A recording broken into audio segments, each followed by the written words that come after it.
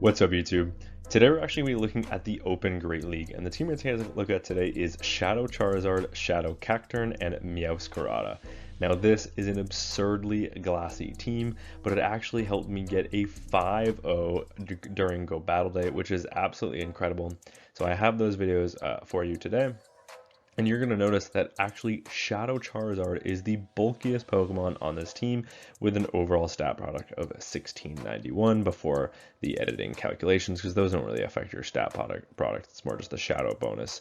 But yeah, I mean, this team is extremely glassy. You can see right away, though, that it does pretty well against the top meta. So without further ado, let's hop into the battles. I do especially want to say thank you. We're closing in on the 4K subs, which is truly amazing, but terrible lead in the first match. We've got a Azumarill, so in comes the Cacturn. Cacturn, of course, going to be outpaced in this matchup unless I throw immediately, which is exactly what I'm going to do. I'm going to go for the Trailblaze on the CMP tie, and Trailblaze connects, grabbing a shield from the opponent. So I'm going to respect it with a shield right back. And the opponent will go for that Ice Beam. Ice Beam, of course, is super effective, so I do have to shield that up. And now in comes Clodsire. I'm already 1x boosted, so here comes a Trailblaze. This will do some massive damage to the opponent unless they put up a shield. It puts them deep into the red health range, and I kind of need a switch, so I'm actually going to put up a shield. And having this team with absolutely no shields left in play is not a position you want to be in. Fortunately, I come out of this matchup with potential to either grab that final shield or do huge damage, because I'm already 2x boosted. What does the opponent send in? It's going to be a Shadow Feraligatr. Feraligatr cannot get the farm down before we make it to a third Trailblaze, and Trailblaze number 3 ends up grabbing the shield from the opponent. Now in comes Meowscarada. What am I going to do here? I'm going to go for the catch of the Ice Beam on Charizard, basically completely sacrificing this Pokemon. And Ice Beam does connect, putting us deep into the red. They stay in to get the Shadow Claw farm down, but that's okay by me, because back in comes the Meowscarada, and now in comes the Azumarill. Now I do have to throw the Frenzy Plant right before they get to Ice Beam number 2. Actually throwing on the CMP Tide. Is Frenzy Plant enough from this range? Yes, it is. It picks up the knockout. We leave with a Frenzy Plant loaded. This is a 1 HP Feraligatr, but may as well show them how much energy we got. Frenzy Plant KOs the Feraligatr, and we are able to take that win. Into the next match, we've got Shadow Charizard into Altaria. Now, this is actually an okay matchup because we are running Dragon Breath on the Shadow Charizard. After a little bit of lag, the game will finally start here. And Dragon Breaths really do add up. And you're going to notice, even though my Dragon Breaths are super effective and theirs are neutral, my opponent is actually doing more or about the same amount of damage as me. However, we do outpace to the charge move, making it to the Air Cutter, throwing on the CMP tie. And I think from there we might be able to get a full farm down. So I'm going to commit the shield. It is the Sky Attack. In comes a Charge Bug, but in comes Cacturn. I don't have a great response to the Charge Bug, as X-Scissor is double super effective into both of my back 2 Pokemon. So I do end up coming in with Meowscarada because we do at least resist the Volt switches. And so now what I'm going to do is I'm going to throw the Trailblaze on the CMP Tide to maximize the amount of damage and to force them to throw energy while I go down. I don't really have a great response to Charge Bug alive, so both Charizard and Meowscarada are not going to have a fun time here getting the farm down. I think what I could do is I'm going to come back with a Charizard and then throw that Air Cutter before they're able to get the farm down. An Air Cutter from this range should be enough to pick up the knockout, and then if that Altaria comes back in, which actually is not going to happen because they end up committing a shield, but that only allows me to get to yet another Air Cutter, and Air Cutter from this range will be enough to pick up the knockout on the Charge Bug, and now we are in the 0 shield scenario, and guess who's in the back? It's a Gastrodon. Gastrodon will be hit with a Meowscarada. We can tank 1 Body Slam here, but we just have to bank enough energy so that if the Altaria comes back in, we can hit them with Night Slashes. Back in comes the Altaria. I'm going to farm up 2 back-to-back Night Slashes before they can get to a charge move, which is absolutely huge because 1 Night Slash is not enough to knock out, and I can't really get the farm down because Leafage is double resisted. And I'm not worried about a farm down because I don't need to come out with energy. The opponent is energy dry on the Gastrodon, and my fast move is double resisted. Double super effective. Theirs is resisted, so we get the full farm down, and we are able to take that win. Into the next match, we've got Shadow Charizard into Primeape. So this is a pretty good lead. Obviously, Air Cutter is super effective. The opponent is just going to go for a Rage Fist right away. And believe it or not, because this is our bulkiest Pokemon, we kind of have to let this go. Rage Fist does put us into the yellow health range, but now I can look to overfarm. In comes a Stun Fisk from the opponent. This is a mistake. I probably shouldn't be throwing energy, but at least maybe I'll grab a shield or do huge damage. The opponent ends up putting up a shield, so now in comes Meowscarada, which is a complete wall to energy from the opponent. The opponent will have to go for Mud Bombs here, as Mud Bomb is the better damage per energy move. And I mean, I'm gonna let them connect with a second Mud Bomb, because why not? I can let them get me even lower, and then I can look to pick up the knockout with a Night Slash on the CMP tie if they're low enough. It's gonna be close. Actually, I think I'm gonna have to go for the Frenzy Plant. No, I actually am just settling for the Night Slash here. Is this enough to knock out? Yes, it is. That is absolutely huge. In the back is a Corviknight. I ended up blind throwing the Frenzy Plant. This is double resistant damage. I mean, double resistant Frenzy and a super effective, or sorry, a neutral Night Slash. Probably not going to be too much different in damage, but in comes the Charizard. We end up getting the Blast Burn, throwing on the CMP tie, and we end up, the opponent ends up throwing on the CMP tie, so the Air Cutter will be enough to pick up the knockout on the Charizard. But now I have 2 shields and a Cacturne, which is absolutely huge, because even if the opponent can get to 2 charge moves here, it does not matter. Their fast move is resisted. I can 2 shield, fully farm down the Corviknight, come out loaded with energy, and then what does the opponent want to do there?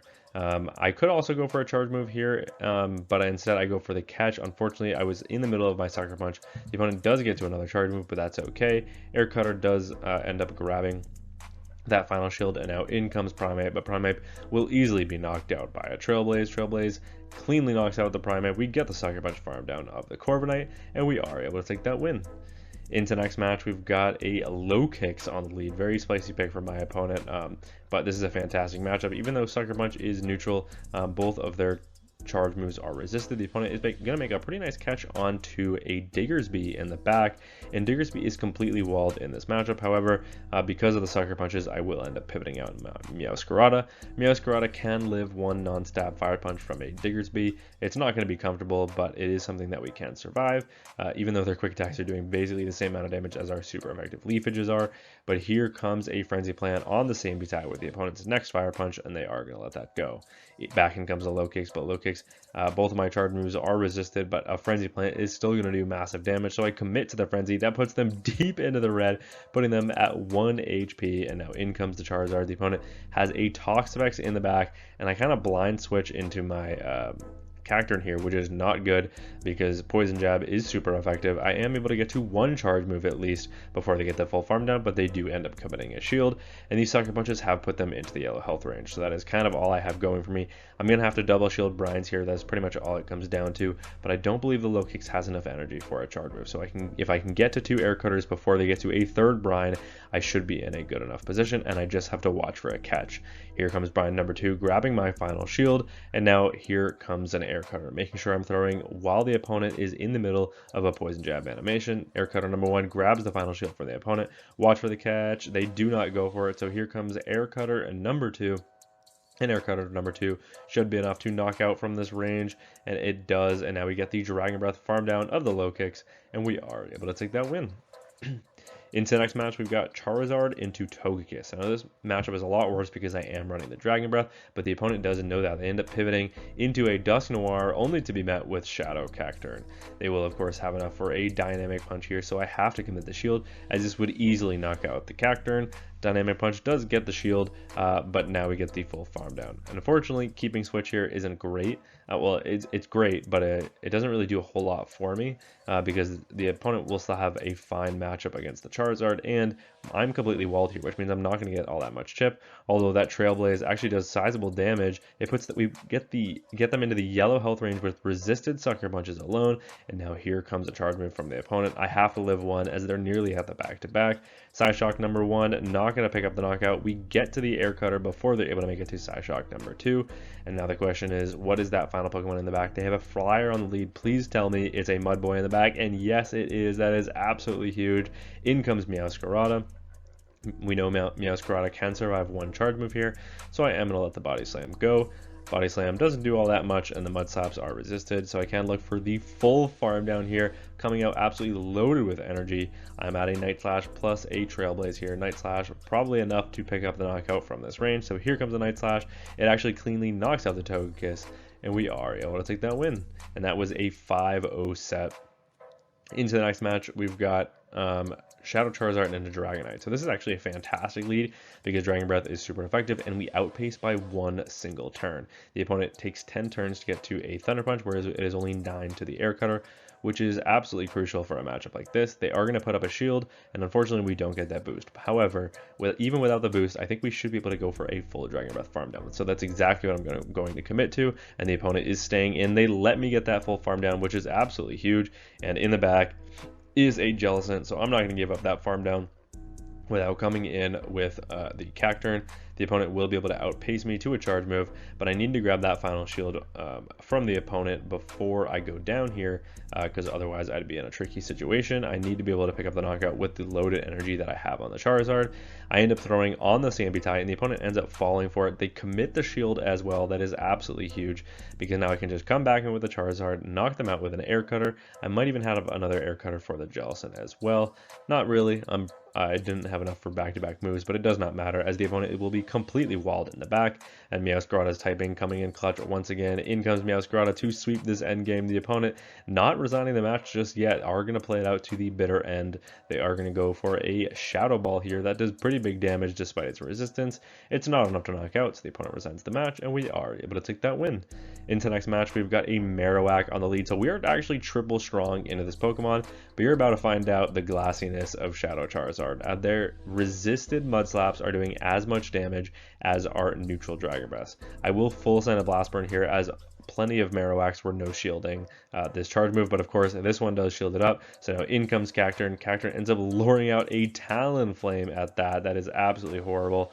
I'm going to go for the single resisted move as opposed to the double resisted move, and Dynamic Punch from this range actually puts the opponent deep into the red.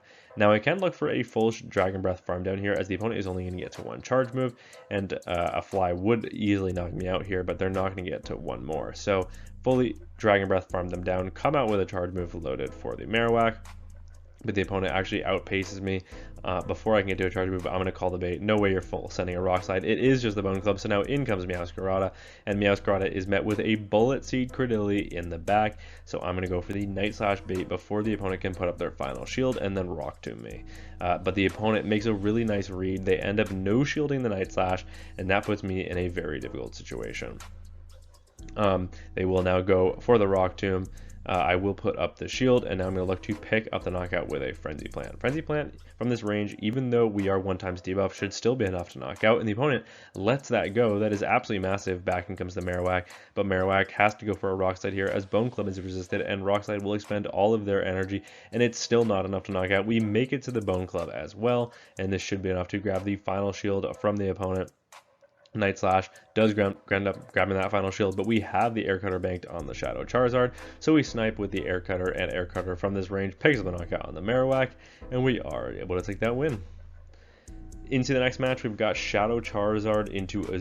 Oh, never mind. This is the first matchup. But yeah, so that is Shadow Charizard and the double Grass Darks in the back. I had so much fun running this team on Go Battle Day. I had several people message me after like, holy moly, the spice, because I think this was after the day that I tanked to like 2400. I was just top lefting every single match during Go Battle Day just to get them done, and then I decided to play for a little bit, so I threw this team together, and it was honestly a lot of fun. I couldn't believe that I was able to get a 5-0 with it, which was truly incredible. But yeah, that's gonna be it for me from this video. I do want to say thank you to the expert trainer members on this channel: Benny Hemlock, Dr. Mustache, Eliana, Perry G, Blue Nation, Peter Rushworth, Alright 504, Chompus Clips, and Sons of Code, as well as an extra special thank you to the Legend Trainer members on this channel: Andrew Bitten, Musaju, Noodleman, Speedster, Estros, Fast Eddie Boss, CD Slaskus, and Star Bonsai.